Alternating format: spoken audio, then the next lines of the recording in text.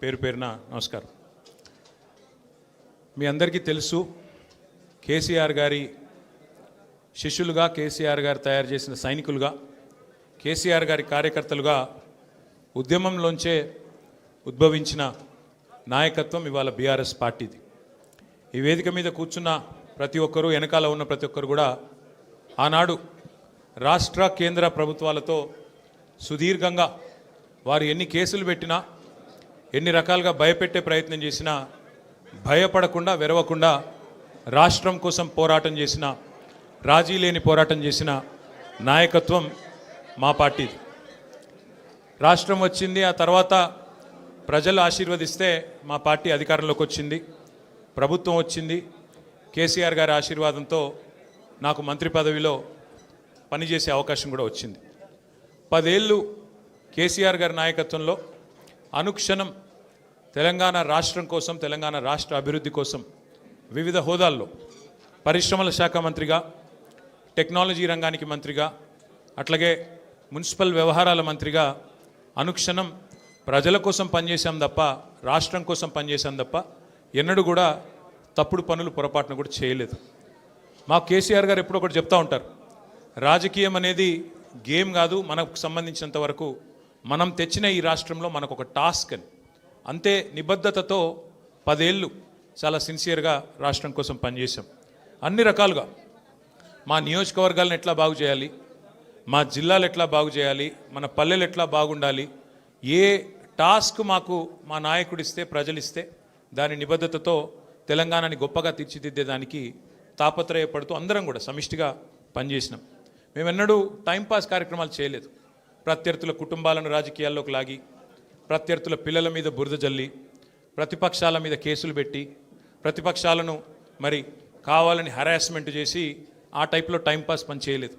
మా నాయకుడు గొప్పతనం ఏంటంటే ఇవ్వని వాగ్దానాలను కూడా నెరవేర్చిన నాయకుడు కేసీఆర్ గారు. మేనిఫెస్టోలో చెప్పని హామీలను, మేనిఫెస్టోలో ఇవ్వని వాగ్దానాలను కూడా నెరవేర్చిన నాయకుడు కేసీఆర్ గారు. ఒక రైతు బంధు అయితేనేమి, ఒక కళ్యాణ లక్ష్మి అయితేనేమి, ఒక కేసీఆర్ కిట్ అయితేనేమి, ఇట్లా చెప్పుకుంటూ పోతే 1, 2 కాదు, ఎన్నో కార్యక్రమాలు మేము మేనిఫెస్టోలో చెప్పలేదు. కానీ చెప్పకపోయినా ప్రజాహితం కోసం మరి 10 ఏళ్ల పాటు మేము పనిచేసాం. ఇవాళ బాధ అనిపిస్తున్నది, ఎంక్వైరీలతో కాదు, ఎంక్వైరీలకు భయపడేటోడు ఎవడు లేడు, బాధపడేటోడు ఎవడు లేడు. కానీ ఇవాళ ఇంత కష్టపడి మరి కేసీఆర్ గారి నాయకత్వంలో ప్రజలు సాధించుకున్న ఈ రాష్ట్రంలోని పరిపాలన పిచ్చోడి చేతిలో రాయిలాగా మారిపోయింది. పరిపాలన మీద దృష్టి లేదు, పరిపాలన చేత కాదు, ప్రజలకిచ్చిన హామీలు నెరవేర్చే సత్తా లేదు. అసమర్థుడి జీవనయాత్రలాగా ఈ 2 ఏళ్ళు ఏదో నెట్టుకుంటూ టైంపాస్ చేసుకుంటూ వచ్చినారు. ఒక్కొక్క రోజు ఒక్కొక్క డ్రామా. కొన్ని రోజులు కాళేశ్వరం పేరిట డ్రామా, కొన్ని రోజులు గొర్రెల స్కామ్ అని డ్రామా, కొన్ని రోజులు ఫార్ములా ఈ పేరిట డ్రామా, మరికొన్ని రోజులు ఫోన్ ట్యాపింగ్ అని చెప్పి డ్రామా. ఇవాళ ఒక బాధ ఎక్కడ అనిపిస్తుంది అంటే, చదువు, సంస్కారము, మర్యాద, హుందాతనం ఉన్న ఒక పార్టీ నాయకుడిగా నేను చేసే విజ్ఞప్తి, నేను చేసే ప్రార్థన ఏంటంటే, ఈ పుట్టిన మట్టి సాక్షిగా, అంతరాత్మ సాక్షిగా అక్రమ, అనైతిక పనులు నేనెన్నడూ కూడా చేయలేదు అనే మాట స్పష్టంగా చెప్తా ఉన్నాను. ఈ రెండేళ్లలో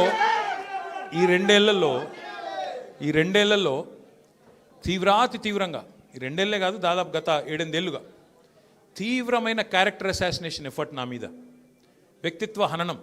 అంటే ఒక కుక్కను చంపే ముందు పిచ్చి కుక్కను ముద్రేయాలని ప్రయత్నం చేస్తారు కదా, నేనేదో డ్రగ్స్ తీసుకుంటానని, నాకేదో హీరోయిన్లతో సంబంధాలు ఉన్నాయని, లేని దిక్కుమాలిన వార్తలు రాసి నన్ను క్షోభకు గురి చేయడమే కాకుండా నా కుటుంబ సభ్యుల్ని, నా పిల్లల్ని, నా వాళ్ళు అనుకునే వాళ్ళందరినీ విపరీతమైన క్షోభకు గురి చేశారు. అయినా కూడా ఎన్నడూ బాధపడలేదు, బయటకు వచ్చి వేరే వాళ్ళలాగా దొంగ ఏడుపులు ఏడవలేదు. నేను నిబద్ధతతో పనిచేసిన నాయకుని కాబట్టి ఎవరికి భయపడకుండా 2 ఏళ్ళుగా తలవంచకుండా పోరాటం చేస్తూ ఉన్నాను. ఇవాళ నేను ఏదో టెలిఫోన్ ట్యాపింగ్లో ఏదో విచారణ క్రమాన్ని పిలిచారు, బరాబర్ పోతాం, పోయి అడుగుతా. ఏమడుగుతా? ఏం తప్పు చేసింది మా ప్రభుత్వం అని అడుగుతా, ఎక్కడ తప్పు జరిగింది అని అడుగుతా. ఇవాళ వారు సమాధానాలు చెప్పాలి నాకు. గత 2 ఏళ్ళుగా ఈ ఫోన్ ట్యాపింగ్ పేరిట ఒక డైలీ సీరియల్ మాదిరిగా, అంతులేని కథ మాదిరిగా లీకుల రూపంలో ఏదైతే మా వ్యక్తిత్వ హననం జరుగుతుందో, దానికి బాధ్యులు ఎవరు అని అడుగుతా. ఎవరో హీరోయిన్ల ఫోన్లు ట్యాప్ అయినాయని మీరే ఒక 2 నెలలు నడిపిస్తారు డ్రామా. పోలీసు వాళ్ళు, కాంగ్రెస్ పార్టీ వాళ్ళు మీరే లీకులు ఇస్తారు, మీరే రాయిస్తారు, మీరే మళ్ళీ మీదికెళ్ళి మా వ్యక్తిత్వ హననం చేసే ప్రయత్నం చేస్తారు. ఇక వీళ్ళని బెదిరించిందట, వాళ్ళని బెదిరించిందట అని మీరే రాపిస్తారు 2 నెలలు. మళ్ళీ 3వ నెలలో మీరే రాపిస్తారు. ఏ హీరోయిన్ల ఫోన్ ట్యాప్ కాలేదు, ఎవరిది కాలేదు, అంతా బోగస్, ఇన్ని రోజులు మేము చెప్పిందంతా తూచ్ అని చెప్పి మళ్ళీ మీరే రాయిస్తారు. మరి నా పరువుకి, నా ప్రతిష్టకు కలిగిన నష్టానికి ఎవడు బాధ్యుడు? రేవంత్ రెడ్డి బాధ్యుడా? ఈ లీకులు ఇచ్చిన పోలీసు వాళ్ళు బాధ్యులా? రాసిన మీడియా వాళ్ళు బాధ్యులా? నేను అడుగుతా. అట్లా ఇంకో మాట కూడా నేను అడుగుతా. ఇవాళ మీరు ఏ అధికారి అయినా, ఈ రాష్ట్రంలో పోలీస్ అధికారి ఈరోజు రాష్ట్రంలో ఫోన్లు ట్యాప్ జరగడం లేదు అని చెప్తాడా? ముందుకొచ్చి మీ కెమెరా ముందుకొచ్చి చెప్పే ఒక్క పోలీసోడు ఉన్నాడా? డీజీపీ శివధర్ రెడ్డి ముందుకు వస్తాడా? ఐజీ ఇంటెలిజెన్స్ ముందుకు వస్తాడా? కమిషనర్ సజ్జరాన్ ముందుకు వస్తాడా? వాళ్ళకి తెలుసు పోలీసు వాళ్ళకు. భారతదేశంలో స్వాతంత్రం వచ్చిన తర్వాత ఆనాటి నుంచి ఈనాటి వరకు, నెహ్రూ గారి టైం నుంచి ఈరోజు మోడీ గారి టైం దాకా గూఢాచారి వ్యవస్థలు ఎప్పటికప్పుడు పనిచేస్తూనే ఉంటాయి. గూఢాచారి వ్యవస్థ ఎందుకు పనిచేస్తుంది? పోలీస్ నిఘా వ్యవస్థ ఎందుకు పనిచేస్తుంది? ఎవరన్నా ప్రభుత్వాలను అస్థిరపరిచే కుట్ర చేసినా, దేశంలో శాంతి భద్రతల సమస్య తలెత్తే విధంగా వ్యవహారం చేసినా, లా అండ్ ఆర్డర్ ఇష్యూ వచ్చే విధంగా ఏమైనా అపభ్రష్టపు పనులు చేసినా వాటిని నిరోధించడానికి డెఫినెట్గా పోలీస్ వ్యవస్థ తన పని తాను చేసుకుంటూ పోతుంది. 2015లో మన తెలంగాణ రాష్ట్రం ఏర్పడ్డ తొలినాళ్లలో మా ఎమ్మెల్యే గారిని ఒకరిని కొనడానికి ఒక దొంగ 50 లక్షల రూపాయల బ్యాగ్తో వచ్చి దొరికిండు. దొరికిన తర్వాత ఆ దొంగ మీద ఏమైనా నిఘా పెట్టినరేమో పోలీసులు. మాకేం తెలుసు? మాకేం సంబంధం? పోలీసులు దొంగలు, వాళ్ళకు సంబంధం ఉంటుంది, మాకేం సంబంధం? మధ్యలో రాజకీయ నాయకత్వానికి. ఇవాళ వాస్తవం ఏంది? 2015లో ఏ దొంగనైతే దొరికిండో 50 లక్షల రూపాయలతో అడ్డంగా రాష్ట్రం మొత్తం చూస్తుండగా ఆ దొంగ ముఖ్యమంత్రి అయి కూర్చున్నాడు. ఆ దొంగకి ఏమనిపిస్తున్నది? మిగతా వాళ్ళు కూడా నా లెక్కనే రాజకీయ నాయకులందరూ దొంగ పనులు చేస్తారు, మిగతా వాళ్ళు కూడా నాలాగనే బురద అంటియాలి, వాళ్ళను బదనాం చేయాలి. అందుకే ఏం చేస్తున్నాడు? విచారణ పేరిట ఆదేశాలు జారీ చేస్తూ ఉన్నాడు. ఒక 3 రోజుల కిందట హరీష్ రావు గారు ఒక ప్రెస్ మీట్ పెట్టినారు తెలంగాణ భవన్లో. ఏమని మాట్లాడినారు? సింగరేణి కాలరీస్ ఏదైతే ఉన్నదో అక్కడ 1000 కోట్ల బొగ్గు కుంభకోణం జరిగింది. దానిలో ప్రధాన ముద్దాయి రేవంత్ రెడ్డి గారి బావమరిది సృజన్ రెడ్డి. ఆయన కింగ్ పిన్గా ఉంటూ ఈ అక్కర లేని సైట్ విజిట్ సర్టిఫికేషన్ భారతదేశంలో ఎక్కడ ఏ కోల్డ్ ఫీల్డ్లో లేదు. అదొక కండిషన్ పెట్టి, ఒక నిబంధన పెట్టి కాంట్రాక్టర్లను రింగు చేసి బెదిరించి ఫోన్ ద్వారా నేరుగా మాట్లాడి, నేను ముఖ్యమంత్రి బావమరిదిని మాట్లాడుతున్నా, మీరు టెండర్ వేయొద్దు, మీరు వేస్తా అని చెప్తే నేను సర్టిఫికేట్ ఇయనియా సింగరేణి నుంచి అని బెదిరిస్తున్నాడు.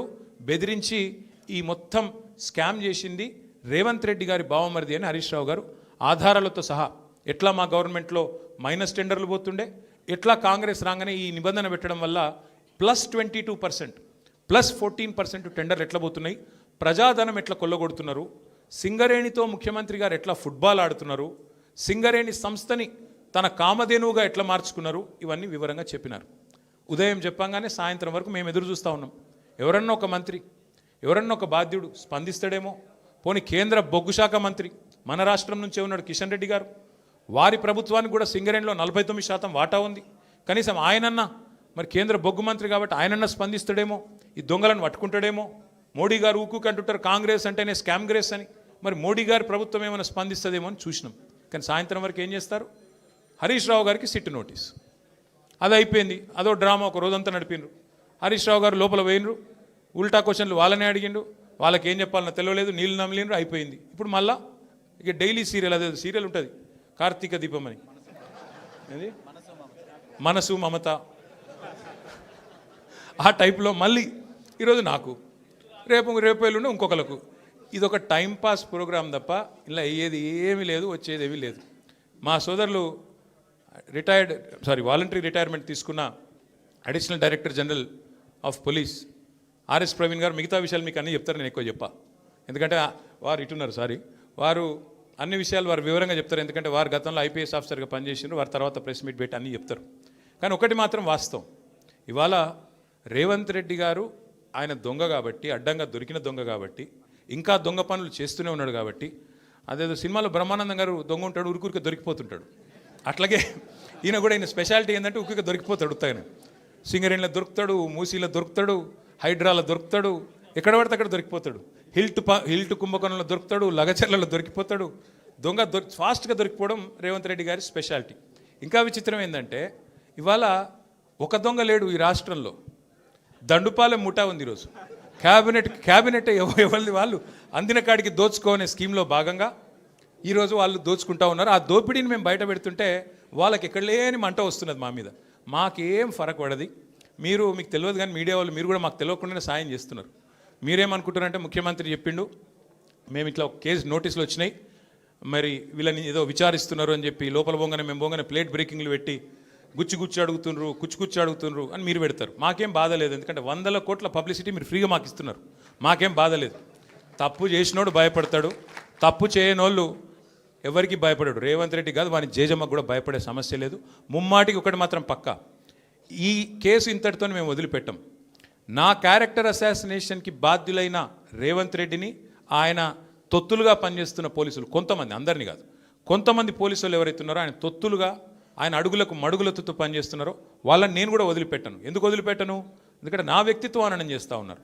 లేని లింకులు అంటగట్టి, లేని రంకులు అంటగట్టి, నాకు ఇష్టం ఉన్నట్టు ఎవరెవరో యాక్టర్లకు లింకులు పెట్టి చిల్లర రాజకీయం ఏదైతే చేస్తున్నారో ఈ విషయంలో నేను మాత్రం వదిలిపెట్టను.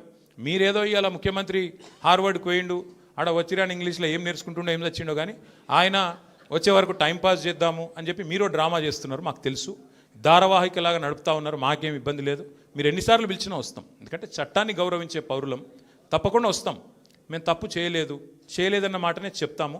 మీరు ఎన్ని రకాల డైవర్షన్ గేమ్లు ఆడినా మేము మాత్రం అర్జునుడి కన్ను ఎట్లయితే ఆనాడు తన గురి మీదనే ఉండనో అట్లే మా గురి మొత్తం కూడా ఈ ప్రభుత్వ అసమర్థత మీద, మీ అవినీతి మీద, మీరు ప్రజలకిచ్చి ఎగ్గొడుతున్న హామీల మీద, యనుమల రేవంత్ రెడ్డి ఎగవేతల రేవంత్ రెడ్డికి ఎట్లా మారిపోయిండో అన్న దాని మీద 420 హామీలు ఇచ్చి ఇప్పటివరకు 4 హామీలు కూడా నెరవేర్చకుండా ఎట్లా ఈ లుచ్చా పనులు చేస్తున్నాడో వీటిని ఎండగడుతూనే ఉంటాం.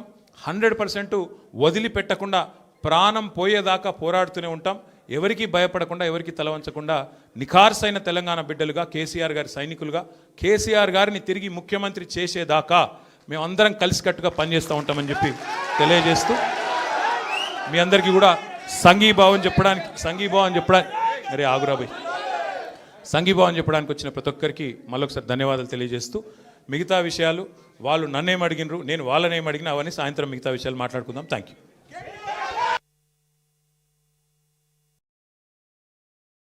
శోభకు గురి చేశారు, అయినా కూడా ఎన్నడూ బాధపడ